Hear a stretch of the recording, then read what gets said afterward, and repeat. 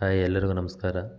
ಈ ಕದಂಬರ ರಾಜಧಾನಿಯಾದಂತಹ ಬನವಾಸಿ ಪ್ರಮುಖವಾಗಿ ಕಲೆ ಮತ್ತು ವಾಸ್ತುಶಿಲ್ಪಕ್ಕೆ ಪ್ರಸಿದ್ಧಿಯಾದಂಥದ್ದು. ಈ ಒಂದು ಬನವಾಸಿ ಮಧುಕೇಶ್ವರ ದೇವಾಲಯವು ಅತ್ಯಂತ ಆಕರ್ಷಣೀಯವಾಗಿರುವಂಥದ್ದನ್ನು ನೋಡ್ಬೋದಾಗಿದೆ ಹಾಗೂ ಕಲೆ ಮತ್ತು ವಾಸ್ತುಶಿಲ್ಪಕ್ಕೆ ಪ್ರಸಿದ್ಧಿಯಾಗಿದೆ. ಈ ದೇವಾಲಯದ ಒಳಹೊಕ್ಕದಂಥ ಸಂದರ್ಭಗಳಲ್ಲಿ ಈ ಧ್ವಜಸ್ತಂಭ ಹಾಗೂ ನಂದಿ ಮಂಟಪ ತುಂಬ ಅದ್ಭುತವಾದಂಥ ಕಲೆ ಮತ್ತು ವಾಸ್ತುಶಿಲ್ಪವನ್ನು ಒಳಗೊಂಡಿದೆ. ನೋಡಿ, ಈ ಒಂದು ಸಭಾಂಗಣ ಅಂತ ಏನಿದೆಯೋ, ಈ ಸಭಾಂಗಣದಲ್ಲಿರುವಂಥ ಕಮಾನುಗಳು, ಆ ಕಮಾನುಗಳ ಮೇಲೆ ಬಿಡಿಸಿರುವಂಥ ಒಂದು ಚಿತ್ರಕಲೆ ಆಗಿರ್ಬೋದು, ತುಂಬ ನಯವಾಗಿ ಮತ್ತು ಮೃದುವಾದಂಥ ಕಲ್ಲಿನಗಳಿಂದ ಕೆತ್ತನೆ ಮಾಡಿರುವಂಥದ್ದನ್ನು ನೋಡಬಹುದಾಗಿದೆ.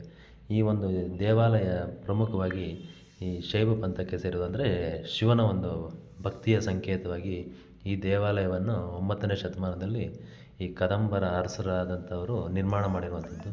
ಇದು ತುಂಬ ಅದ್ಭುತವಾದಂಥ ಒಂದು ದೇವಾಲಯವಾಗಿದೆ, ತುಂಬ ಆಕರ್ಷಣೀಯವಾಗಿದೆ. ಇಲ್ಲಿರುವಂಥ ಒಂದು ಶಿಲ್ಪಕಲೆಗಳಾಗಿರ್ಬೋದು, ಆ ಒಂದು ಕೆತ್ತನೆ ಅಂತ ಏನಿದೆಯೋ, ಆ ಕೆತ್ತನೆ ತುಂಬ ಮೃದುವಾಗಿರುವಂಥದ್ದನ್ನು